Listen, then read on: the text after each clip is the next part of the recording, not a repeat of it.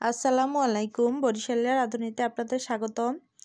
এই যে আমার ছাদ বাগানের সবজি হয়েছে, অনেকগুলো সিম হয়েছে।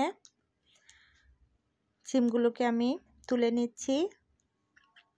এগুলোকে এবার আমি ভর্তা বানাবো।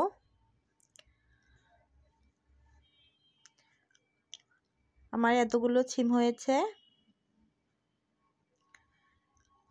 এগুলোকে কেটে নিচ্ছি।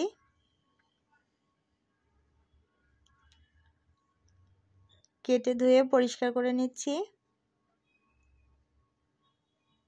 নিজের হাতের সিম খেতে মজাই আলাদা। কড়াইয়ে সরিষার তেল দিয়ে দিচ্ছি।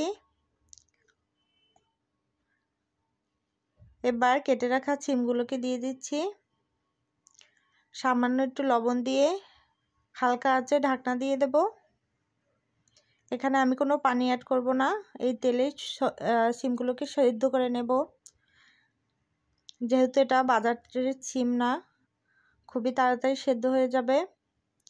এরপর গোটা গোটা করে পেঁয়াজ রসুন দিয়ে দিচ্ছি।